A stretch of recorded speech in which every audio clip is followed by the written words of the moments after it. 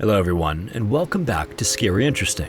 In this video, we're going to go over 3 disturbing incidents that took place in the mountains. And in the final story in particular, there is a haunting image that was taken shortly before something horrific happened. As always, viewer discretion is advised.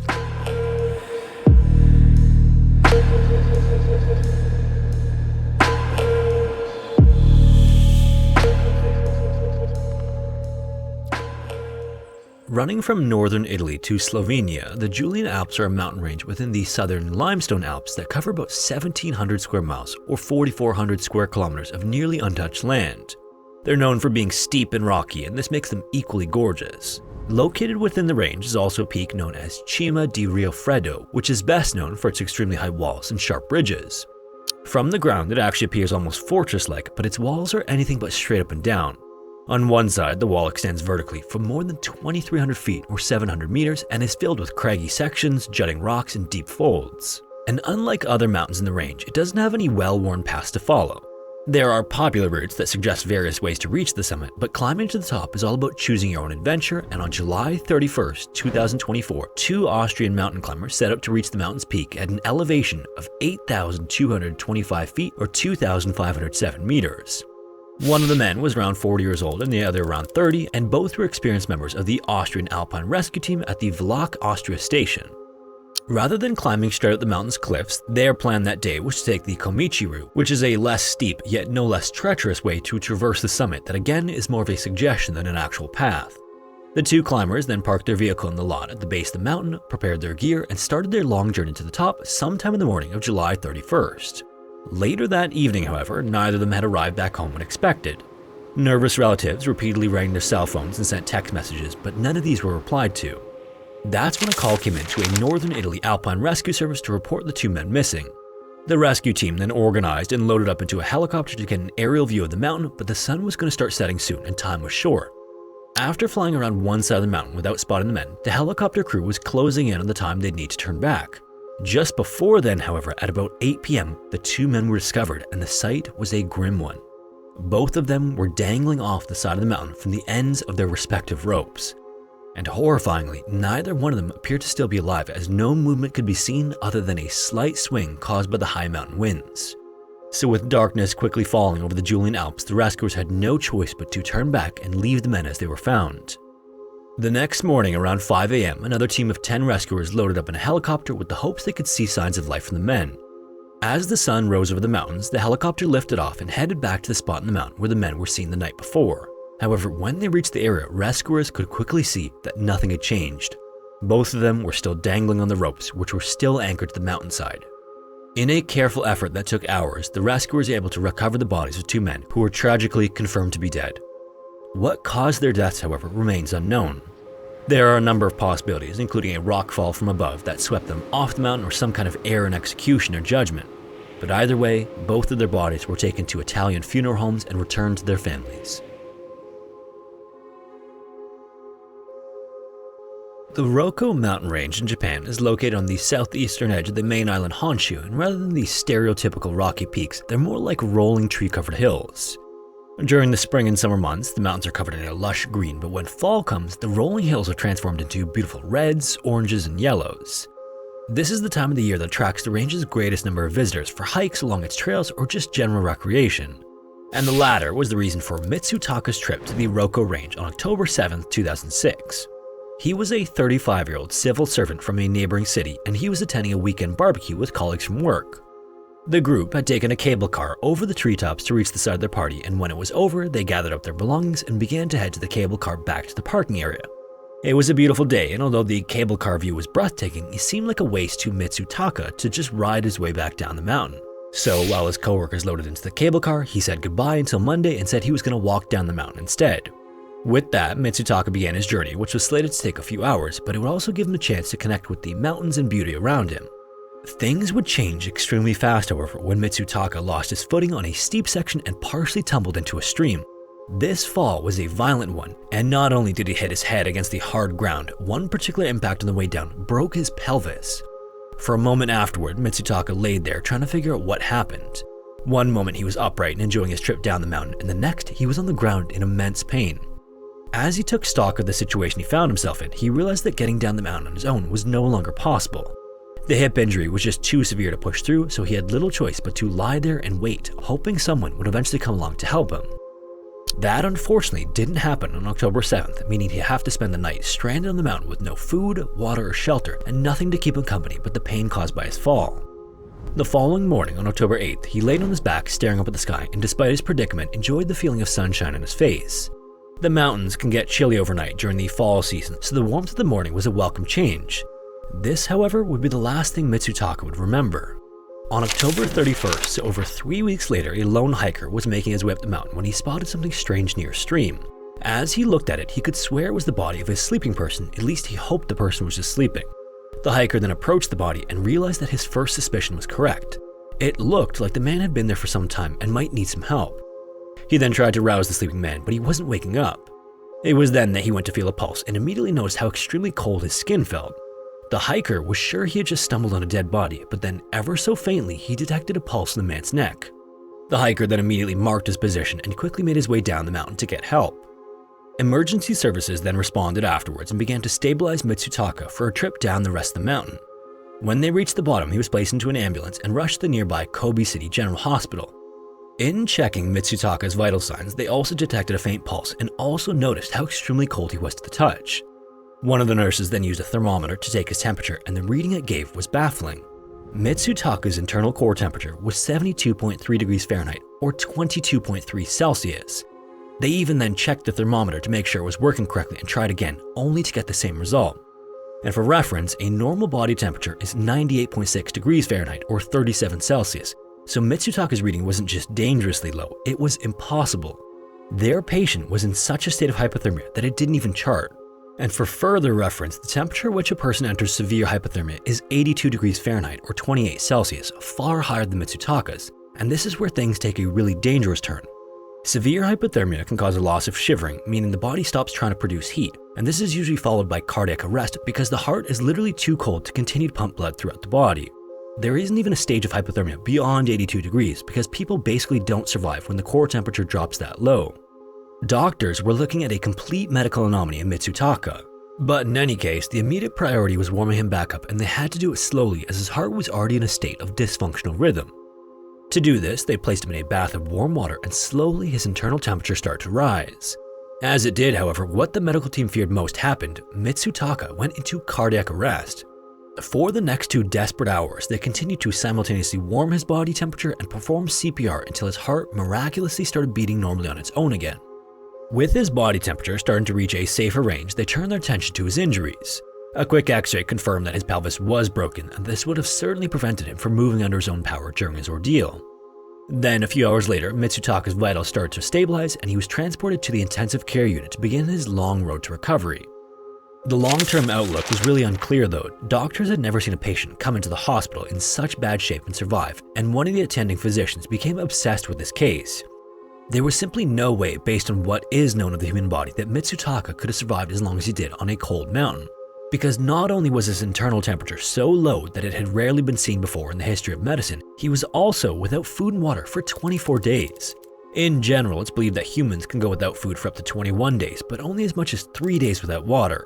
There are certainly survival cases where people have gone longer without either, but more than 3 weeks longer was simply out of the question. So as Mitsutaka continued to recover in the ICU, the doctor pored over his patient charts, researched weather patterns in the Rokko Mountains, and even constructed a computer simulation that would determine what all these conditions would do to the human body. And in every case of these simulations, death resulted, so how on earth did Mitsutaka survive? The doctor would eventually come to the conclusion that Mitsutaka's body fell into a state that was previously thought impossible in humans, which was hibernation. In other animals, since food sources are much more scarce during the colder months of the year, many animals have evolved to enter hibernation as a way to conserve energy. During this, their body temperature drops, which in turn slows their heart rate. This also slows down cellular activity, and with cells moving around more slowly, the body needs less energy to survive, allowing the animals to survive months on fat stores alone. Dr. Minami, the one who became obsessed with the case, believes that this is the very best explanation of how Mitsutaka survived for 24 days alone in the mountain. As for Mitsutaka though, he spent 50 days in the hospital before being discharged, and in interviews afterward, he said he has no memory of his ordeal beyond the morning of day 2. Unfortunately, after he was discharged, he was lost track of, and although Dr. Minami has spent years searching for him to study the condition further, he's been unable to find him.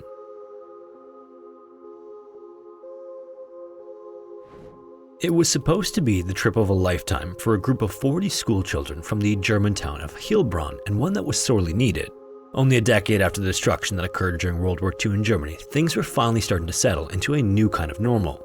Reconstruction was well underway, and the German people were just starting to live a life beyond the necessities of food, water, and shelter, and a field trip for school children was a luxury that had gone on hiatus during and in the immediate aftermath of the conflict. So on Palm Sunday, which was April the 11th that year, students and several teachers from the Heilbronn Boys Middle School boarded a train to Obertraun, which is a village in Austria just east of the border. There, the kids were going to have a real outdoor experience, and the main event was a summit hike up a mountain called Krippenstein in the Dachstein mountain range. This is a range that's located in the northern limestone Alps and is one of 24 sub-ranges in the area. It's also a popular tourist area with several peaks that surpass 7,500 feet or 2,300 meters above sea level. Krippenstein comes in just shy of that mark at 6,900 feet or 2,100 meters and is known as a massif, which is a mountain mass with one or more peaks. This also makes it unique in that it sits among 5 large nearby glaciers. In April when they were arriving, however, the climate can be a bit unsteady. While high temperatures average around 35 degrees Fahrenheit or about 2 degrees Celsius during that time of the year, they can drop well below freezing at night or during storms. On average, the area also receives around 30 days of snowfall in April, which translates to every day, and storms can dump around 3.5 feet or 1 meter of snow throughout the month. But either way, after spending a few days at the Obertraun Federal Sports School, it was time to start rounding up the hikers to take on the challenging Krippenstein. One of the teachers, 40-year-old Hans Seeler, had some mountaineering experience, and he was going to be the hike leader. He was a bit disappointed when only 10 of the 40 students on the trip wanted to go on the hike, but it was just as well. A smaller group would mean they'd be able to move faster along the mountain trail. So at 6 a.m. on Thursday, April 15th, a group of 10 students between the ages of 14 and 16 and 4 teachers set off from the school for Krippenstein on foot. As it turned out though, there was a very good reason so few of the students wanted to go on the hike. Weather forecasts were calling for fog, rain, and snow.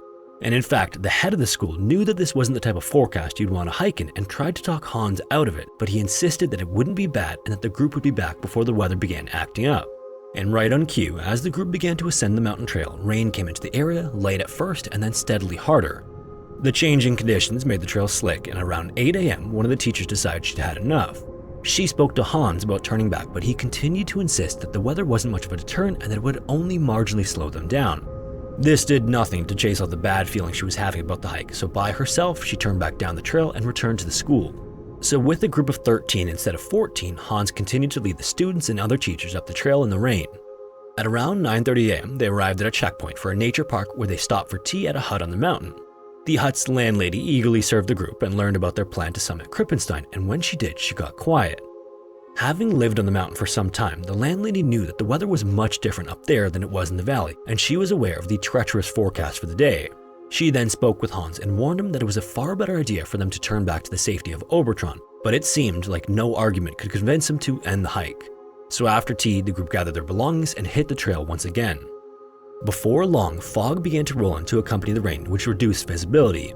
It was quickly becoming a miserable hike for all involved, and that was before the snow started to fall. And when it did, it began as just a flurry, but the pace and volume quickened to almost blind the group. Even at this point though, Hans saw no reason to turn back, viewing it as just a passing squall. Around this time, the group also came across a construction site as a set of cable car lines were being built that would carry gondolas up to the summit, and the group of 13 hikers encountered a couple of workers. They exchanged hellos with Hans, but the workers were alarmed to see that there was a group of school children in tow. The workers then stopped them, figuring that they hadn't heard about the weather forecast that day, but just like he had on several occasions to this point, Hans assured them that they'd be just fine. This would be the final warning the group would receive.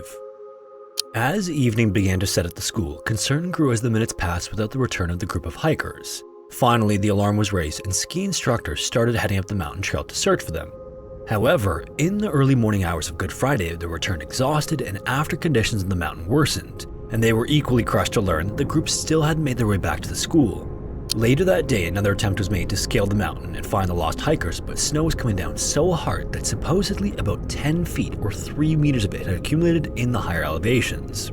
One team of rescuers dealt with conditions that were so bad that they got lost themselves and were forced to spend the night on the mountain. The next few days were a harrowing experience for everyone involved as efforts to find the group ramped up yet remained unsuccessful. By then, mountain rescue teams and a host of volunteers and other military personnel had joined in trying to find the group of school kids and teachers.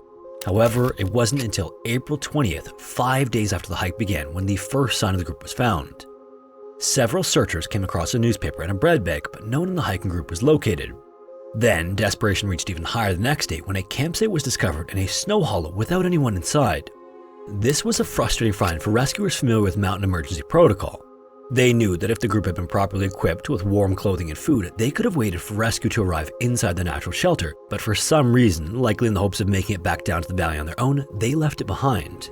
And with the amount of deep snow that was now blanketing much of the mountain, things turned hopeless and rescuers had little choice but to wait the weather out. Finally, more than a week after the hike began, on April 24th, the warm weather returned and the snow started to melt rapidly on the mountain, so search teams headed back out. Somewhere near the nature park checkpoint, one of them spotted something in the melting snow and rushed over. And then, clearing the snow from what looked to be clothing, the rescuers met with a sad and horrifying sight. It was a face of one of the hiking group whose face had frozen in a way that looked as though he was desperately screaming for help. The other rescuers then hurried over and started to uncover more bodies. During this, a police officer came across one of the boys whose face had changed so much that the officer had mistaken him for Hans, who was 26 years older than the boy. Next to the bodies as well, a camera was discovered with film inside it. When authorities developed the photos, they saw that the treacherous ordeal had been documented from start almost all the way until the 10 students and 3 teachers froze to death. This image is the final image that was taken by camera as they made their way higher up on the mountain. The scene near the checkpoint was undoubtedly a tragic one, but not all of the group members were found there either. It would take another 6 weeks before all the bodies were located and returned to Obertron. Based on where the bulk of the bodies were located, it appeared that Hans had finally made the decision at some point to turn them around back to the safety of the valley, but it was clearly too late. The weather had just gotten too bad. It's believed that at some point on the hike down, they had also gotten lost in the low visibility conditions and departed from the trail before walking in the wrong direction for a while. In the end, more than 400 people took part in the search for the lost hikers, and it still stands as one of the Alpine's most extensive and largest rescue operations. On the mountain today where the bodies were found sits a wooden cross, and there's a chapel that was built in Krippenstein that houses a memorial which includes the names of all the victims. In the aftermath of the disaster as well, the cause came down to several factors, including the weather, lack of preparation, and the absence of a plan for an emergency. The blame, however, was solely pointed at Hans for his overconfidence and unwillingness to heed the many warnings he received on the day of the hike. If you made it this far, thanks so much for watching. In case you weren't already aware, if you want to listen to the audio-only version of these videos, you can listen wherever you listen to podcasts. Also, if you have a story suggestion, feel free to submit it to the forum found in the description. And hopefully, I will see you in the next one.